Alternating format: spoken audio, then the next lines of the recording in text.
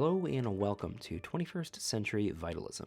This is a podcast exploring how we can best maintain a sense of energy, inspiration, and wakefulness while living with the unique stressors of this very strange yet potent time. My name's Brett, and I'll be your host on this journey as we explore a wide variety of different practices, worldviews, and ideas which are aimed to help us stay upright and forward moving in our lives. In today's episode, we're going to be sitting down with a shiatsu practitioner, clean language facilitator, and author, Nick Pohl.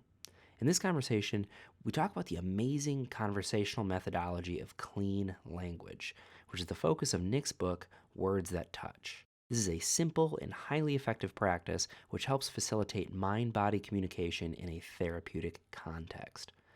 This conversation covers a lot of ground, starting with a guided meditation to take us beyond the theory and into a direct experience of clean language.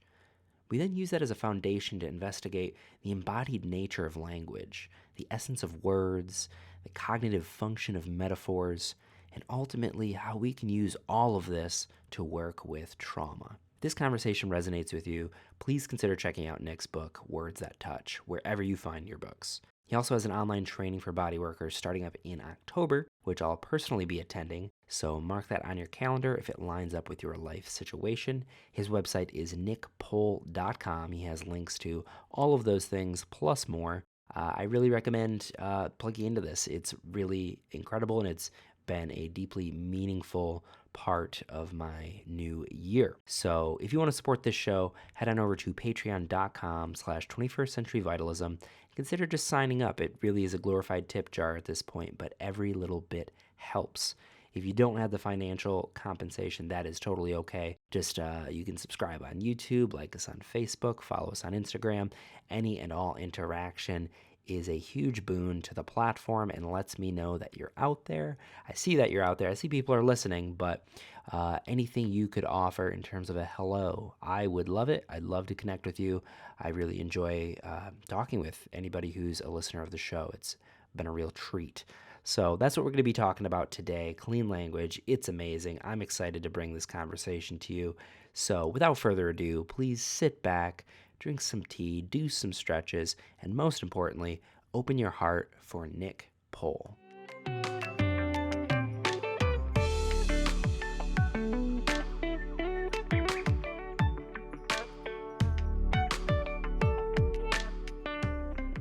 All right. So, Nick, hello. We are now live. As always, I just want to start this episode by saying thank you so much for giving me some of your time. I know we're in different time zones pretty dramatically, so how are you doing today? I'm very glad to be talking to you, Brett, because from what I've heard of your podcast, A, you ask really good questions, and B, you're doing something pretty brave, which is being multidisciplinary, interdisciplinary. You're talking to all kinds of people from all kinds of disciplines, and I think we really have to get better at doing that in the world that we're in at the moment, Yeah. because so much of our troubles come from people being stuck in their little individual disciplines. We need to learn to listen to each other, which I guess is one thing that clean language helps us to do. Yeah. Well, thank you for that recognition. It might not be the best marketing choice just because there's so many different fans of so many different things. But yeah, I think as you're saying, it's so important in these times to bring everyone under the same roof, and everybody has a unique piece to the puzzle. So yeah, thank you for that recognition. I want to start by just kind of acknowledging how I came across your work, and what we're going to be talking about today. So your book, which I have right here, Words That Touch. This might be backwards in the camera, but I had a somatic therapist friend of mine who originally got me into body work and trauma therapy. He recommended this back in the fall, and I don't question whenever he suggests something to me. I just get it because I trust him. And immediately within the first couple of pages, something within me clicked, and it really, really resonated. So I think this is a brilliant system that you're helping to share, and the fact that you're bringing it into the body work world, I think, is just pretty revolutionary. And I think when people touch base with this kind of material, I am very confident they're going to have that same spark of inspiration because it's just mind blowing stuff. So I want to ask, how did you come to clean language, and what is clean language? Which you want to ask first? Well, I guess yeah, what it is, and then I still would love to hear your first Yeah. experience when you had that bolt of Well, I think, inspiration too. thanks. I think what it um, is a good question, one I ask myself all the time. uh, or rather, what makes it work? Because we were talking before, and you were saying that when you actually tried to use some of the stuff from the book, it actually didn't work. It was kind of clunky, and that's absolutely normal. That's you need some practice. You need to work a bit, with somebody, with a trainer, and so on. There's various aspects to it. So what makes it work is one question, but essentially the core of clean language is in that kind of weird word clean, which can be quite irritating to people who've trained in other forms of therapeutic dialogue. Well, what's so clean about clean language? Does that mean my stuff isn't clean? What clean means is that the language we use is very, very carefully structured so that I, as the practitioner, as the facilitator, can't introduce my own stuff. It's very hard for me to influence what's going on for the client, for the person on the receiving end of this beautiful stuff called clean language. And what difference does that make? The difference that it makes is it creates a very clean space.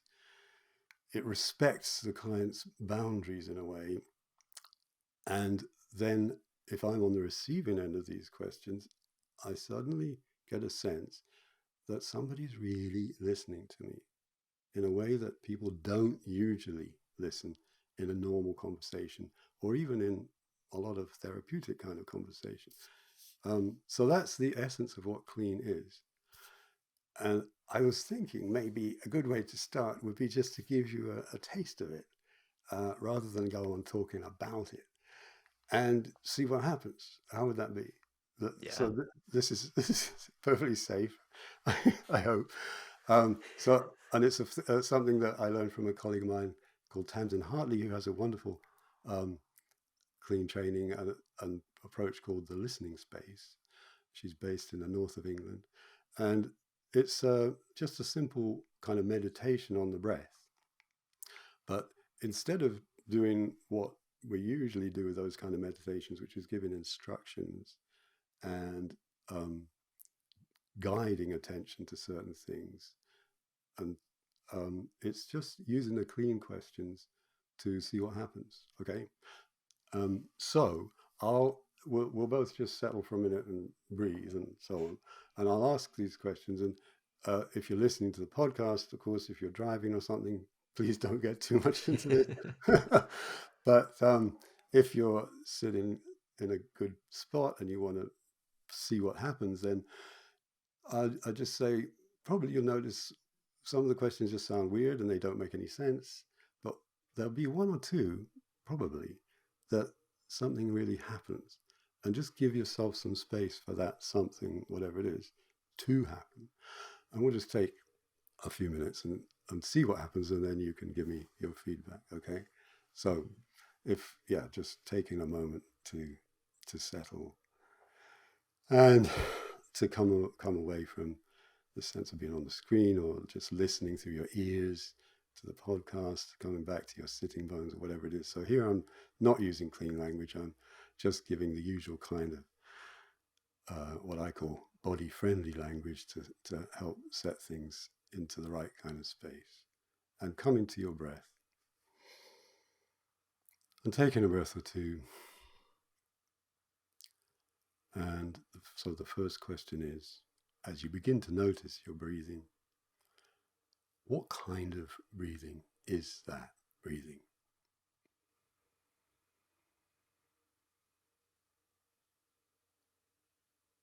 Just sort of noticing if any response comes, an image or a feeling or whatever. And the second question is noticing what you get if you get a response there. Is there anything else about this breathing?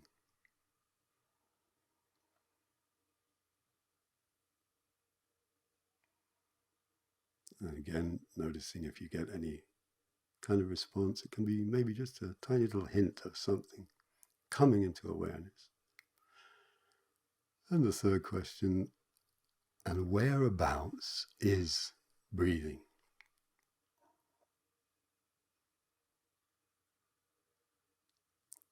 Always good to ask that question in any kind of mind body, or whereabouts is whatever it is you're aware of.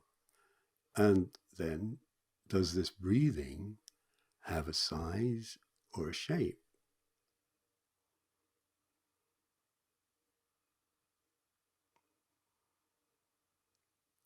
Or a color?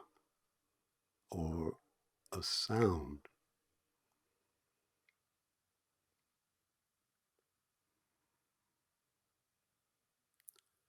And a couple more questions. And this breathing is like what?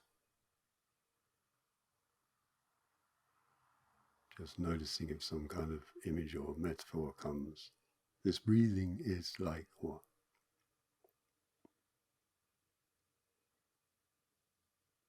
And then just to finish, checking with that good, simple question, is there anything else about breathing?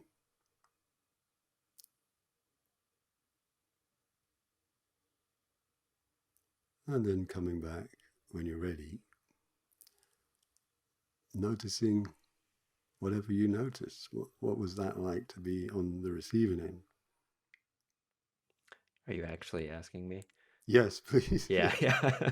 I never know after doing a practice on the show, I always get like, oh, I'm hosting, right? Okay. Yeah. It was pretty immediate, I would say, in terms of the where it guided my attention. And it was interesting because I felt this like subtle sense of maybe not being able to trust what was immediately coming up. I felt Wow. like there was a lot of kind of like polar responses in a sense, in terms of like, wow, my breathing's shallow. But the first thing that came to mind was that it's also like a bellows or like a chimney. So it was like both sides of a dimension. It was like multi-dimensional. Yeah. Shallow on the one side or bellows or a chimney on the other. Yeah. So I'm noticing this down because I, I can't stop myself doing that because I always get so fascinated by the images that start to come up. But then what happened? Was there anything else following from that? I think the final part of that was actually a sense of trust, which was interesting. A sense you of know trust. yeah, Yeah. it was like a very it's kind of like a journey at first in terms of like, oh, I'm recognizing that my breathing is kind of in my upper chest. Mm. And I recognize that that's something that I might always have when I'm recording a podcast. Maybe it's just the container of recording, talking with someone new. There's kind of a more of a heightened kind of energy. But then by the end, I recognize that as maybe a protective mechanism or something that I'm very familiar with and use as like a grounding or like a sense of shoring up or containing. So that was kind of. Yeah. Protective, grounding. Hmm. Yeah. Shoring up, Hmm. containing. Notice how many words there are around that little kind of strategy. What you're describing there is kind of a whole strategy around being present at the beginning of podcasts with a new person and so on. Yeah. But Yeah. there's so much to it. Yeah. Hmm. Uh, and then somehow it came to trust. Yeah. Yeah. I guess trust in my capacity to hold the seat, regardless of who I'm talking to. And I think I maybe associate that with that sense of, yeah, just keeping it together, sort Mm. of by using the breath as kind of like up here. Hmm. So I don't know what necessarily that means, but Well, one question would be how is it now in that sense of the shallow breathing, that side of the polarity? Is that any different? I'm sorry, could you say that again? That you said the shallow breathing that you were aware of at the beginning, Yeah. is that any different now? How is that? I'd say it's still there. There's still a thread of it. A thread of it. Yeah. Yeah, yeah, Yeah. but a little different from before. Yeah, there's more space around it. More space around it. That's the Yeah. thing.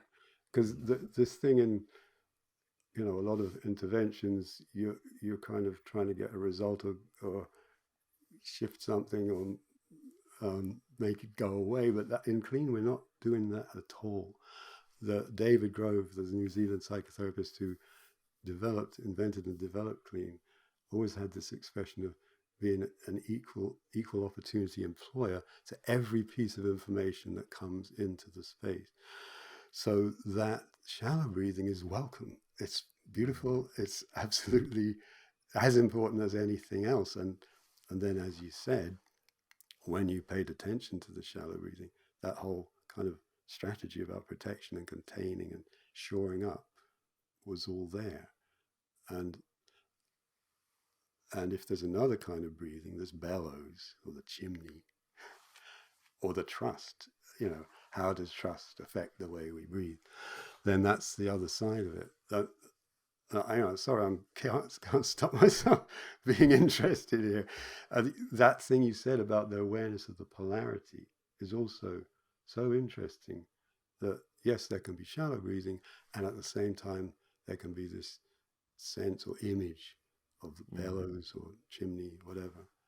Yeah. And again, in working in practice, in clinical practice with a client, that's what I'm always trying to do, is to encourage whatever comes and to kind of hold apparently contradictory things in awareness at the same time, and trust, as you say, trust that they can begin to communicate with each other. Yeah. Uh, and that's where the the change will come from. I hesitate to use the word healing.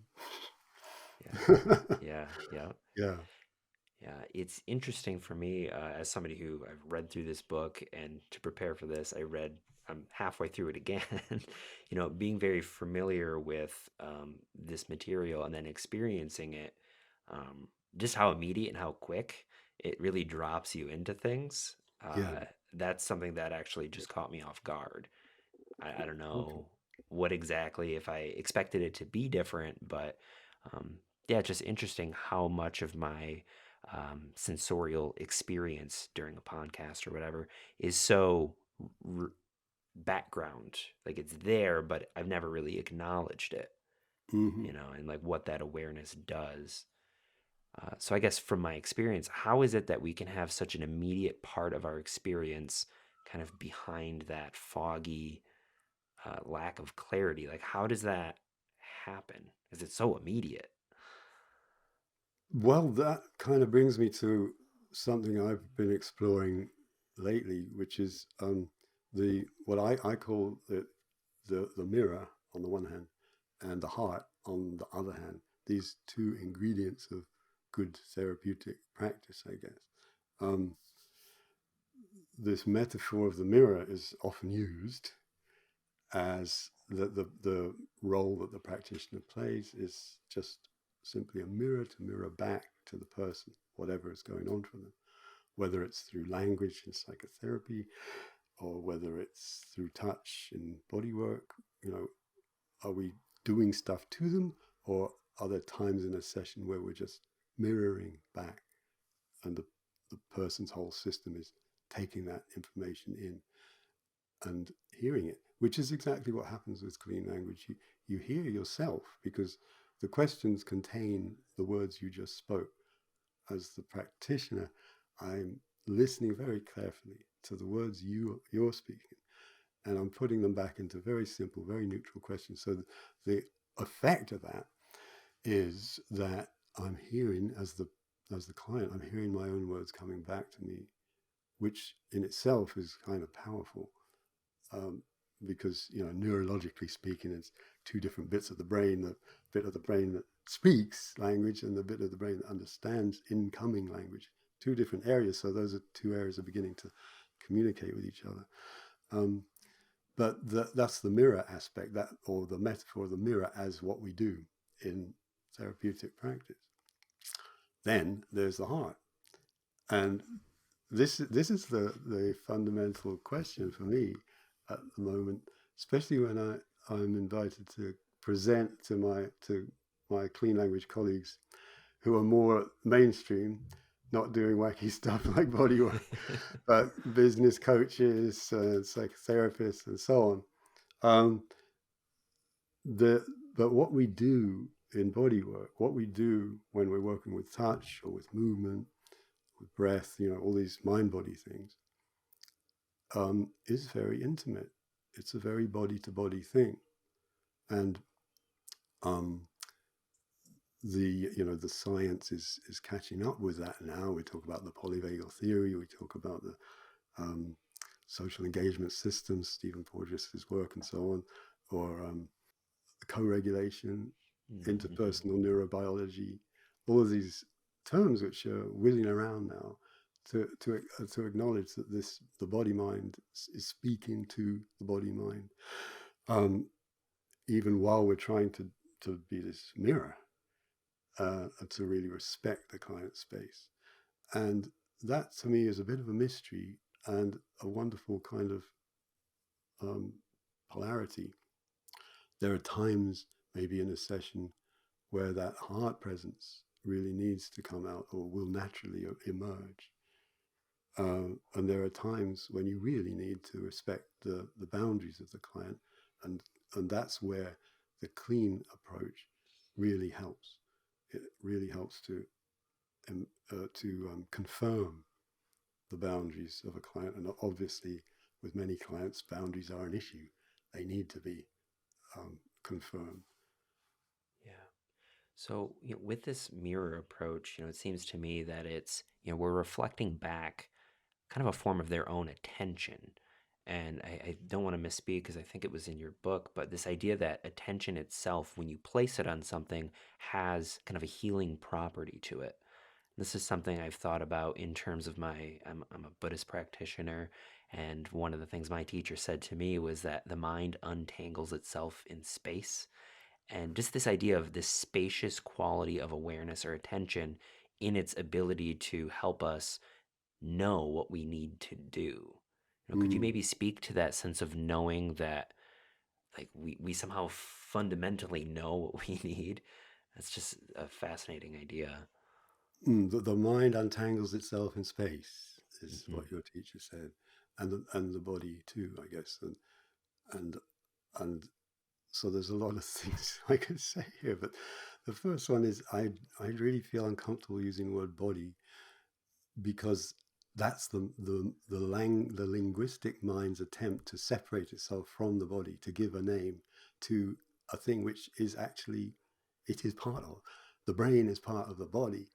And so we need, language itself sabotages our attempts to include the whole somatic embodied sense of being, uh, in what's going on. But that's it. Language is language. We don't really have much else to talk about. So I use convoluted expressions like the whole embodied self, whatever. Um, so that's a first point. Um, and yes, the whole point of allowing the space, this clean space, which clean language can help us to build for the client, is that it has a kind of alchemy to it. There's or chemistry to it, which is amazing, and it's it's not just a language thing. There's an energy to that kind of space. When you feel that that space has been offered to you, then yes, a lot of unraveling starts to happen. Um, and but on the other side, we talk a lot about the wisdom of the body and intelligence of the body, somatic intelligence, and so on. And that's true. We trust that as practitioners. That's what we're hoping will work. But of course, human life is a complicated thing, and the body has all kinds of levels of intelligence to it. So, um, a dog has super intelligence in many ways, but a dog can be really stupid in certain social situations, or it can run out into the road to try to chase a giant truck. Uh, Real stupidity can happen when we're working with the body, or it can get confused, or in the case of impossible situations, traumatic situations, situations from early childhood where one has been put in impossible double binds and so on, that lives in the tissues and in the brain. And that's when we do need some help. We can't Mm. just be in a clean space and everything will unravel and we'll jump out of the practitioner's room like a spring lamb. So Yeah. that's where the skill comes. That's where the compassionate presence comes, and that's where the this ability to really value the emptiness of the space that you're Yeah. offering to the client. Yeah. While at the same time, for some clients, that emptiness can be quite scary. Mm. So you want to come in again a bit with the presence, out a bit. That's the art of it. Yeah. Does that answer? It does. Okay. Yeah, it really does. And it kind of led me into this idea that I was thinking about with these two ways in which we kind of get disconnected. I've viewed it as a spectrum in terms of, I guess, a regular functioning nervous system in the way that language itself kind of occludes reality in a sense. And we view the world through this like verbal language when really sensorially we don't feel in language. Mm, So that's one side of the spectrum of how we get kind of disconnected. And then the other is what you were pointing to with trauma and like the mm, protective mechanism of not really feeling the full sensations of our lives. So, just to dive in a little bit more into that process of how yeah. language kind of keeps us from really accessing the deep knowing of our body, is there Mm, anything else you could maybe add to that and how? I mean, even the most regular of folks, we're kind of blinded and we have all these blind spots because our thick concepts and mm. just ways of viewing. Sure. Well, I've done a little homework in preparation for this podcast. One of my favorite uh, sources of inspiration is a almost completely unknown Swiss philosopher called Max Picard, who in 1949 wrote a book called The World of Silence. And his point there is that from silence, genuine things emerge. Uh, the simplest things emerge from silence, and we need to really respect silence. And even in 1949, he was saying the world we live in is losing that silence, just like our world now is losing a lot of natural qualities, losing the silence, but coming back to the silence. What emerges from silence is the most real thing. It's a very Zen kind of statement, as Yeah. well, isn't it? I don't know how much he was into Eastern stuff, but he's a Western philosopher in a Christian tradition, actually. Um, and that resonates with something from linguistics, a concept from linguistics, which the formal name of it is semantic primes. It's like what it's saying is there are certain words which cannot be defined in terms of other words. And these are the kind of words which I think emerge from silence. And obviously, like red or green is not something that you can explain to an unsighted person. Um, it's just a word. But you have to, the point about these primary words is you have to experience them to know the meaning of them. And Mm-hmm. interestingly for us as bodywork people, the word touch is one of them. Yes, you can just about define touch with other words, but like when two bodies are in such close proximity that there is no space between them, but it doesn't give you any sense of what being touched is like. Mm-hmm. Mm-hmm. And Um, so that thing about these primary words, these words that take us into silence, if you like, or take us away from language, as opposed to, as Max Picard says, if you're talking about words which can, which can be defined in other words, that just takes you into more and more words, and you end up in that kind of language you were talking about, which in a therapeutic context can be useful. I mean, there's whole one of my colleagues works with narrative therapy, where we're looking for narratives and changing narratives and so on. It's fantastically helpful. Or analytical stuff, psychoanalytical stuff, listening to the language and the connections and the associations. All of these things are, well respected. What we're doing with clean language is just kind of the opposite of that. Um, Deconstructing a little bit, you could say, the the complexity of the linguistic experience into simple words, which, from the point of view of body work or mind body practice, then takes us beyond words into all the different kinds of silence that there can be. There can be uncomfortable silence, there can be beautiful silence, there can be empty silence. But somatic experience, the sort of things we're experiencing in a movement class or a bodywork session, how does that represent itself? Um, a bit like in the meditation we did at the beginning, there's breathing, and then there's images that come when you attend to the breathing, images, memories, and so on. So that's one way to answer that question, to think about, how can we use language so that it takes us to these kind of primary words that can only be understood through experience, which again for me is a very Zen kind of quality for a Yeah. word. And one more bit to that, speaking of the Zen part, because my background is in shiatsu and Japanese and Chinese medicine philosophy. I heard about this wonderful Japanese concept of kototama. Um, I don't know if you have you heard of that. It's, My Buddhist tradition was in Tibet, so any of the okay, Japanese is. okay, okay.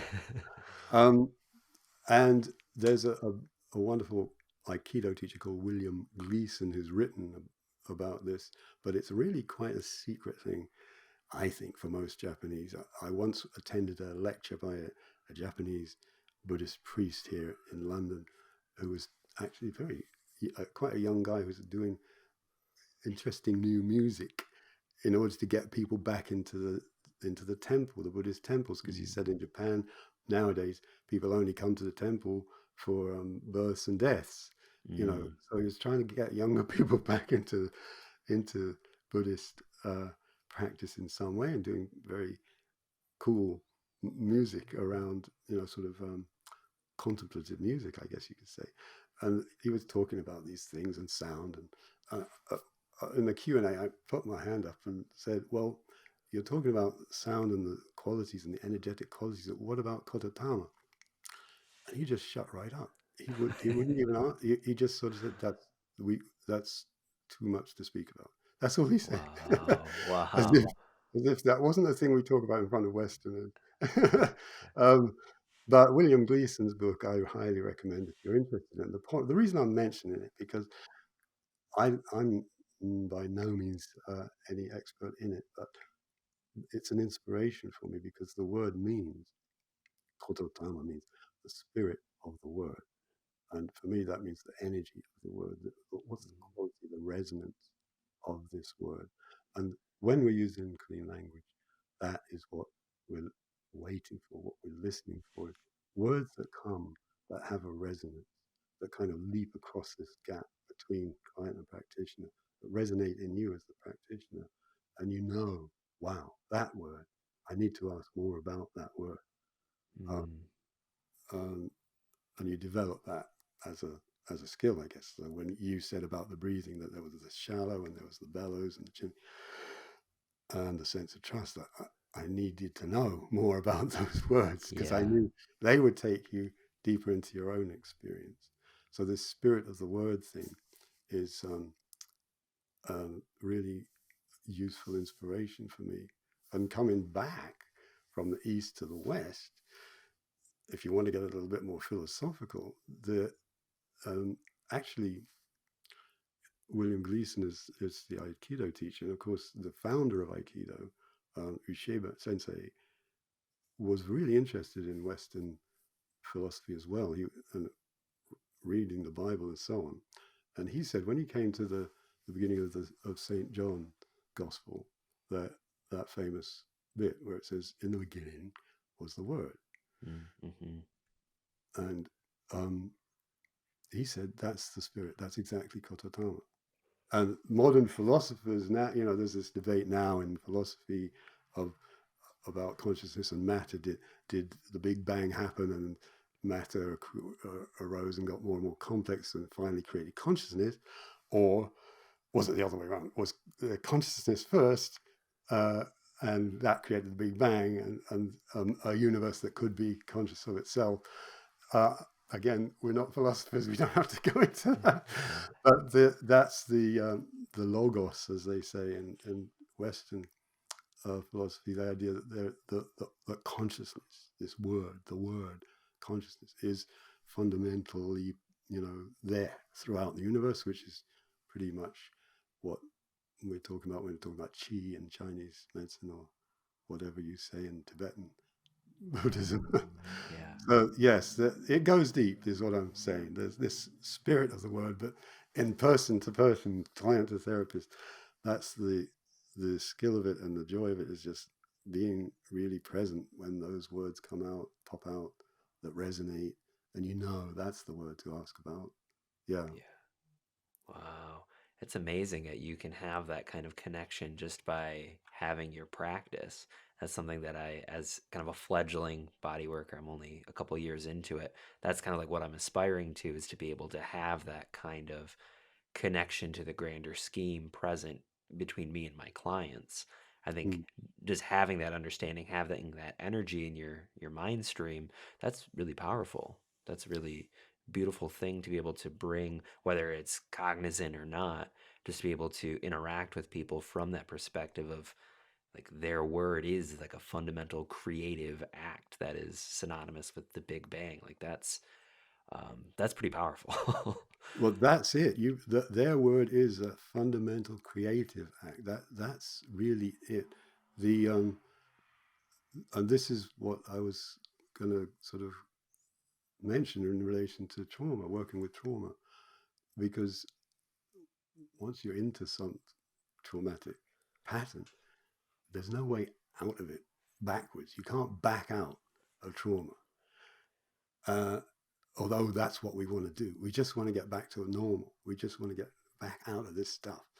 There's only forward, and and you need help usually to get out of that. And the the creativity, that what clean language invites is that possibility of getting through the darkness, the sense of stuckness or threat or danger, or whatever, to seeing that somewhere in that landscape, however dark it looks, there's something there that is actually lighter or more interesting, or there's movement, or there's growth, or whatever the metaphor is.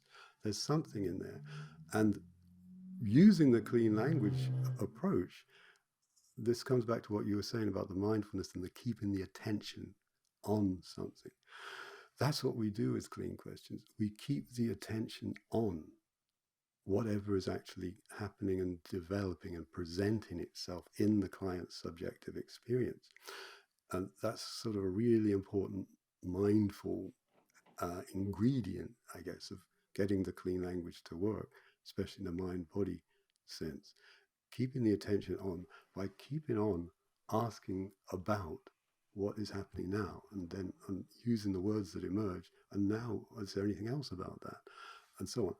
Rather than what can often happen in a trauma thing is that a person becomes aware of something which looks a bit like, oh God, we're getting too close to trauma, and either you deliberately go away from it, or these wonderful mechanisms of distraction develop as patterns, and you just don't go there.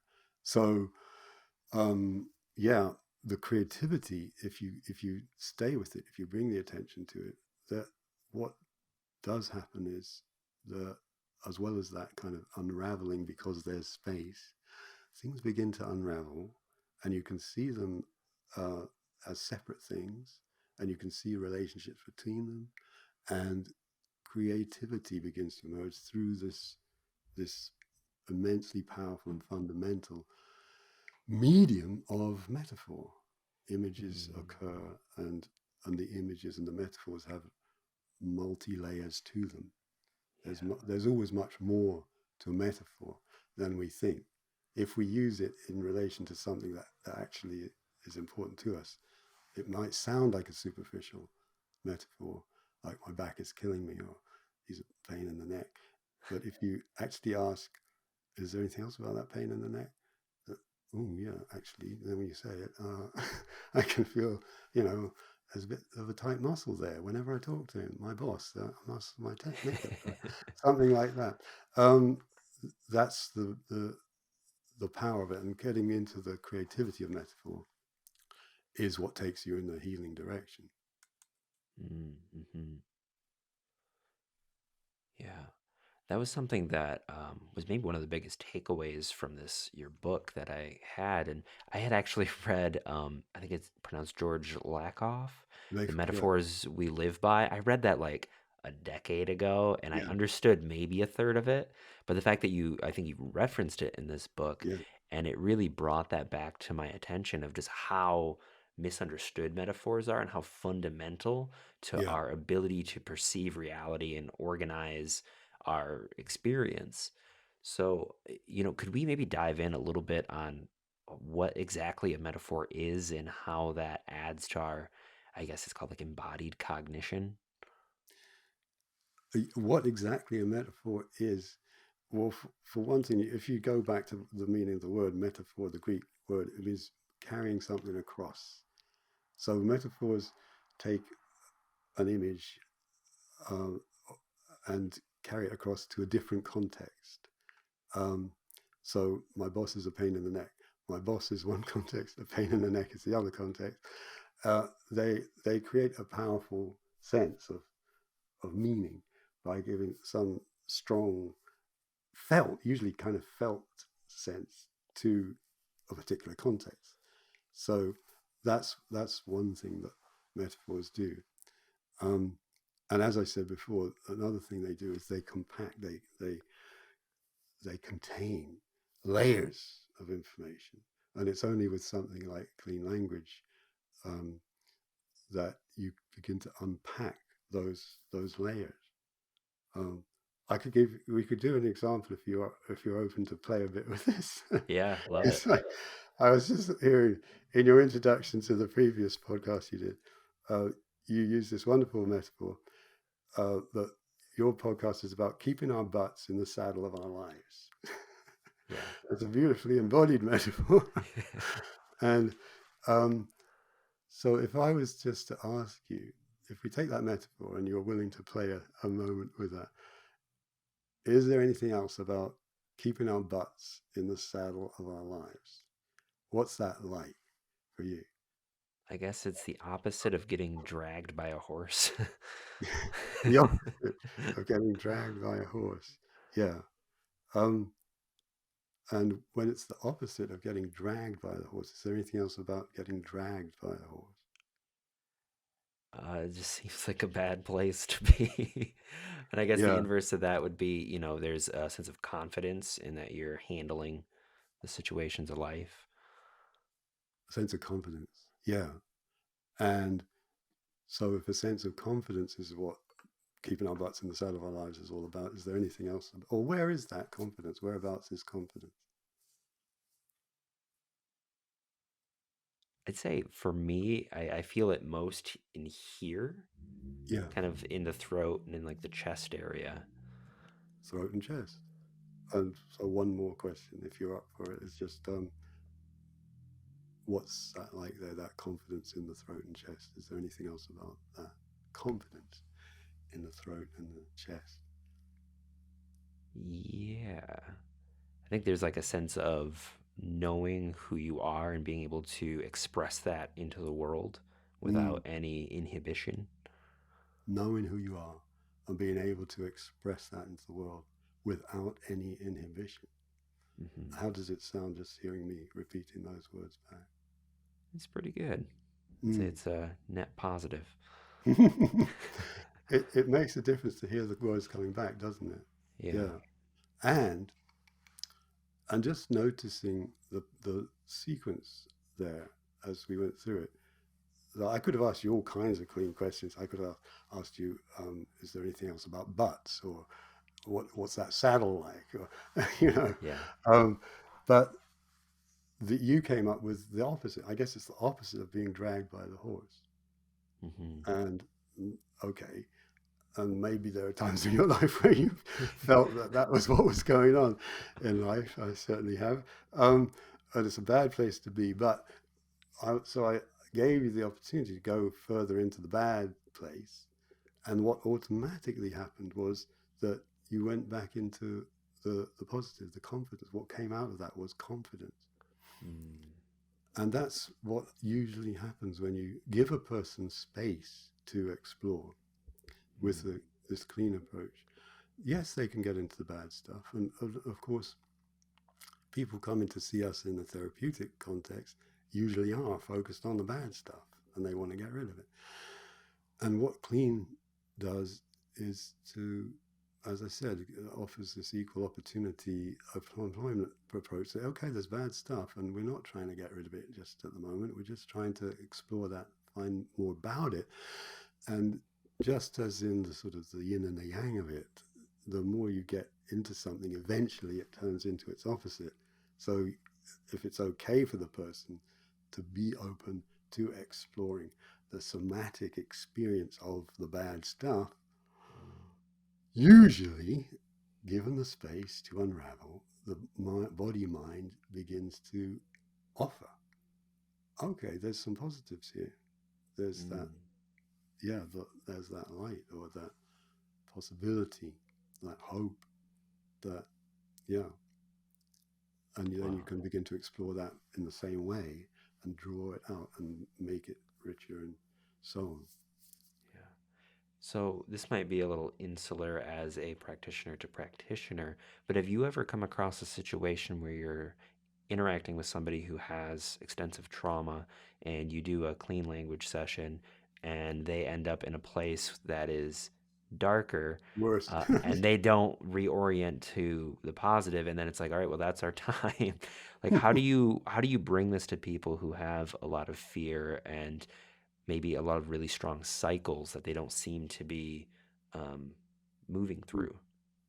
um, yeah, in that respect, there's nothing really different from how everybody works with trauma, and there's so much good material now about working with trauma, about making it safe, giving the client the control to stop the process, to pause whenever they need to.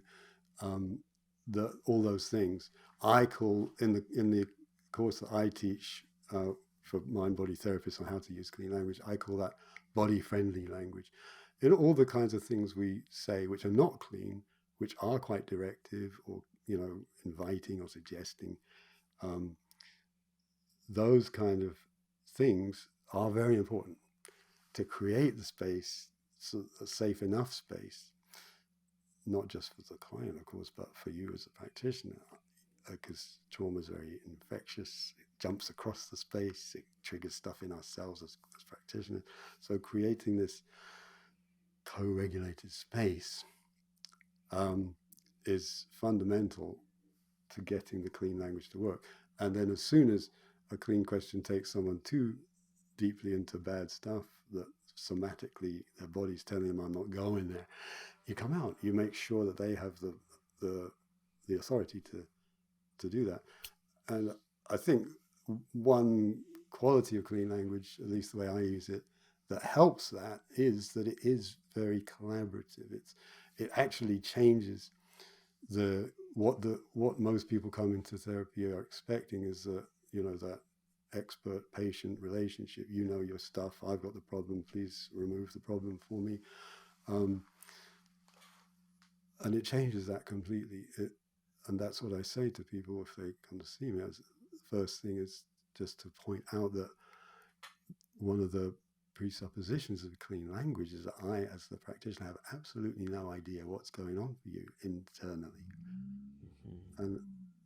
And you know, looking back at myself as a therapist and thinking over, you know, earlier on, I thought, of course I know what's going on for them, and of course I know what to suggest, and of course all these things, Yeah. um, and that's quite liberating in itself for us as practitioners, just to realize actually we don't know, and Mm-hmm. that relates to the good old Zen principle of not knowing.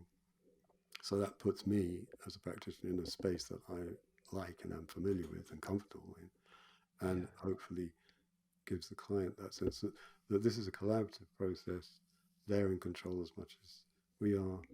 It was, I think, Babette Rothschild was one of the first people working with trauma to emphasize that thing about give the client the authority to put the brakes on. You Yeah. know, all Yeah. of that stuff is there and very important and super important actually with clean language because as you said earlier, the clean questions take us so deep so fast Yeah. that it can be really surprising. And Yeah. that's why, I mean, one of the leaders in the field of clean, Caitlin Walker, um, who works a lot with institutions and organizations, she has a rule when you're working with a group of like people who are there as business colleagues, not, you know, not therapeutic. Don't ask more than two or maximum three clean questions in a row to any one person in that group because boom, suddenly they're going to be Yeah. in a different universe, Yeah. which they won't necessarily want to be in front of their colleagues. Right. But Yeah. even one or two clean questions can make such a difference. And you know, I guess if there's a takeaway for people listening to this, that would be it. Just ask one clean question. And that clean question is there anything else about whatever they just said? Or maybe it might not even be words, it might be a movement or a gesture or a cough or a scratching of the head.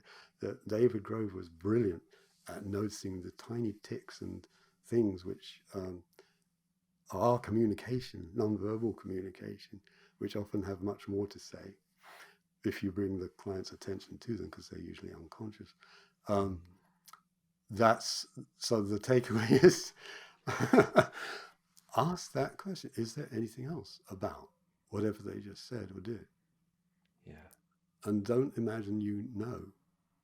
There's another quote I love is from Stephen Batchelor. I don't know if you've heard of him. The Mm-mm. Buddhist writer wrote a best-selling book called Confessions of a Buddhist Atheist. Oh. His thing is about going back to the words of the actual person who was the Buddha and looking at, you know, what did he really say and what was he really trying to communicate in that context, in that time to the people who were following him. No, the quote is very simple. It's just um, to ask a question with complete sincerity, we need to suspend any idea of any expectation of what the answer might be. And that sounds simple, but boy, is it a challenge. Yeah. You Yeah. ask a question. Why do you ask a question in the first place? Because you want to know or you have an idea of what the answer might be. And clean questions are kind of different from that. We ask the questions simply to allow the person to hear what they just said and to keep their attention focused on that and take them one level deeper into what that is all about. Yeah. Yeah, earlier when we started this and you took me through a few, one of the things I said was that I didn't feel like I could trust what I was hearing. And, Yeah. a part of that is, in my system of Buddhism, there's this idea of first thought, best thought. That's something that my teacher reiterates. And I wonder, is that the kind of listening that we're doing when we're partaking in this? Is whatever comes up, bar none? Or is there a sense of like deliberation or like, is that really it? Like, can you kind of grapple with what it is that comes up, or should you just kind of repeat whatever is first Mm. there? Yeah, good question. And that is absolutely natural. The the questioning of what pops up, or the desire to censor what pops up, because what we're doing with clean language is asking questions about very simple categories of experience, embodied sensations, sizes, shapes, colors, sounds, location, whereabouts. Is it in the body? Is it outside the body? Um, these very simple categories. What happens next? Time and sequence. And when you keep the the inquiry to these very simple levels of experience, then you're kind of summoning, invoking that body wisdom that we were talking about, because it is wisdom in this case, it is body intelligence, which is very different from the language brain. And in my book, I have a whole chapter about the brilliant work of Ian McGilchrist, and probably some people listen to this know of his work, but just very simply, because it made so much sense to me when I read that he talks about what I call the verbal mind, which operates for most people in the left hemisphere of the brain, and then what I would call the body mind or somatic mind, which actually operates much more flowingly and fluidly in the right hemisphere of the brain. And the amazing anatomical truth is that these two hemispheres of our brain are almost completely separate from each other, just like the kidneys or the lungs. But they do have some nerve fibers that cross. They do communicate with each other, but they can also use those nerve fibers to inhibit each other, to stop something coming through, which is exactly what you were saying. So something comes in, this first image that you had of the shallow, was it? Or Uh, the bellows, or yeah, what, yeah, whatever comes, that this yeah, weird image comes. And the language mind, one of its main characteristics is that it doesn't want to recognize anything that it doesn't already have a label or a category for. yeah, Um, and so when this weird stuff pops up from the more, what you might call the unconscious or the embodied mind, it doesn't want to recognize that stuff because it doesn't really know where it's coming from or how to fit it into its categories. And so it's absolutely natural for that to happen. But first thought is the best thought, yeah. yeah, Be or welcome this first thought, because it might just be a tiny little glimmer at first. Um, and a yeah, person might have got very good at suppressing those little glimmers yeah. for many reasons. Yeah. Yeah, yeah, I know, for me, and as I was thinking, hearing what you're saying, it just like the shallow breathing didn't really fit in with my schema of how I viewed myself in this context. Mm, So, like mm, that information, the somatic immediacy of that was like, well, wait, no, that's not, like I'm totally calm and relaxed, and it just like didn't line up. So I could feel myself like have resistance towards it, but then yeah. immediately opening to it and then exploring that more. There was just an entire world underneath that schema, that really thin veil of what I thought something was. So I think that that's Yeah. big. Yeah. Absolutely. Um, and often people, you'll ask them a clean question, the first thing they say is, I don't know. I don't know. And then you Hmm. wait for a beat, and then there's, oh, but wait a minute. Yeah, There's something shallow here. Yeah, so it comes, but the first thing is no, I don't know, because that's yeah. the linguistic mind taking control, which is what it likes to do. Wow, that's And of amazing. course, just to riff on that a moment, the parallel, if you read Ian McGilchrist, and he makes this point very clearly, but the parallels between how the verbal mind works, that thing of if I haven't got an existing label for it, then it's not true, it doesn't exist, is kind of how a lot of entrenched ways of being in the world work, including sort of a lot of scientific work. you know, the ongoing process of bringing the truths of what we do in somatic work to recognition by the established scientific world is so slow and so hard. And why is that? Because these two sides of the brain operate in such different ways. Yeah. And even when the evidence is quite clear, I mean, for example, with a lot of energy psychology work and tapping and focusing and stuff, evidence is quite clear. But this good old left brain has a way of saying, yeah, well, it doesn't fit. Sorry. Yeah. Let's keep on keeping on with the way we do things around here. And Yeah. it just takes a long time. Hmm. Yeah. So I know we're getting close to time. Can I ask you one more? It's like a theme, it's an idea, but I want to respect your time first and foremost. Do you have a little bit over the Yeah, hour? sure. Okay. Sure. As we're both body workers, and everything that we've been talking about has been kind of in the domain of communication and conversation. But Ah, how yes. does this go into body work? How do you start practicing shiatsu based on what you've learned from the clean conversation? Or why is this relevant to manual therapists? It's taken us an hour to get to the question that I'm most interested Oh, in. dang it. But it's a beautiful question, and I, I, one way to answer it is to talk about someone who is one of the biggest inspirations for me, and she's a originally Japanese classical pianist called Mitsuko Uchida. She came from Japan to Vienna, the spiritual home of classical music, quite young because she was a bit of a prodigy to learn to play the piano in the classical Viennese manner.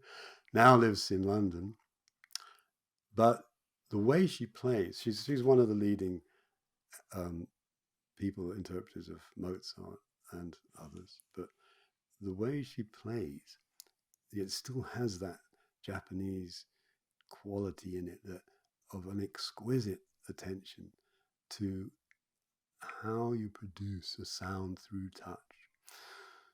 And the way she plays a quiet note, I've never heard anyone do it the way she does it. Wow. But she can also hammer away enormously powerfully. Um, but the quote that originally made me aware of her, I was just reading something in the paper and said about her. She said um, that, that she doesn't impose her will on the music. She doesn't impose any interpretation on the music. She gets out of the way, this reviewer was saying it makes you feel like you're hearing the music the way Mozart was hearing it in his own head. And I thought, Mm. wow, that's how I'd like to be doing my kind of work with touch, my kind of shiatsu. And I did work with a Japanese master called Akinobu Kishi for a few years, and he had that sort of approach with touch. It was just absolutely exquisite. So he wasn't interested in clean language at all, though. But over the years, I just have asked myself, well, what is it to bring that clean approach to the way we work with touch? Um, to really listening as closely and respectfully and as exquisitely as possible to what's going on here. And you can do that. If you're a body worker listening to this, then here's one more takeaway. When you're actually touching whatever kind of body work you do, a muscle, fascia, acupuncture point, a meridian, whatever, instead of sort of going into autopilot and thinking, oh, yes, I'm trained to do something with this now, just ask yourself, what's that like? Is there anything else about that? And be open and allow something to emerge from the touch rather than starting trying to do something. Mm. And that, I guess that's the oscillation that's constantly going on for me anytime I'm giving a treatment is when do I need to actually get in there, play with it in a sort of non-doing way, but I'm doing something here because it wants me to do something. And when is it just about listening to it? Mm. And some of the most moving moments when I've been working with people working with their trauma are those just little moments when it seems like absolutely nothing is happening, but you're just listening to this tiny little something that's saying, I'm here, and nobody knew, and somebody's paying attention to me at last, and boom, and then what happens? That's the real stuff. That's amazing. I hope that So answers the question. it does, yeah. Yeah. And if I can just ask one more on that, because it's Mm. just, I know that that's such a rich topic for you, but what is that experience like as a client to be able to receive a clean touch? I mean, It's, if I think of a colleague who we do exchange treatments with each other, that's Alice Wheeldon, who did study in depth with Kishi and wrote a book with him. It is that feeling of, wow, someone is really listening to me in a way that I didn't know how to listen to myself. wow. It's very similar to what people feel when they get a clean question coming at them. That's one way I might describe it. Wow, I'm really, that someone's bringing attention to my ankle or my liver or whatever, Yeah. in a way that makes me bring attention to it. Wow. Not necessarily just conscious attention, but it makes the whole embodied energetic system bring that into awareness. Mm. And then that unraveling begins to happen that you mentioned, where's there's a space is there. It's a spacious kind of touch, you could say. Yeah. Amazing. Mm. Oh. Well, we are over Okay. where we thought, so I do want to respect your time. I'm sure it's getting to be close to dinner for you. So, just to leave you an opportunity to just plug anything you might have going on, if people are really resonating with what you're saying, how can they best stay in touch with you and continue learning this kind of material? Oh, thanks. Yes. Well, my website is nickpole.com.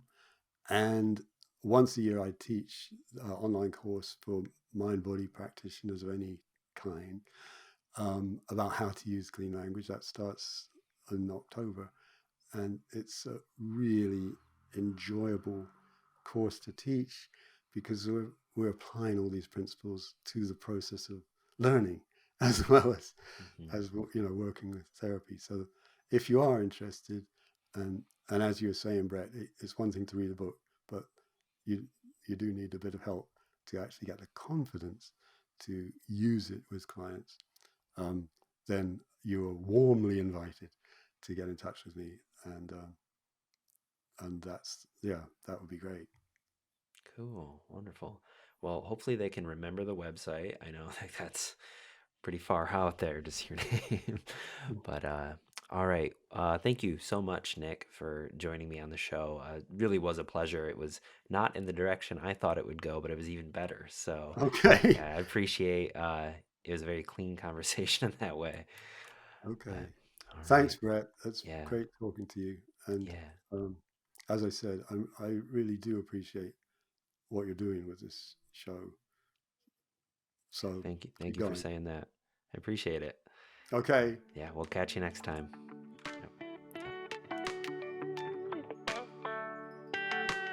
All right, everybody, that was the episode. Thank you so much for listening all the way through until the end. That was Nick Pohl. You can find him at nickpohl.com.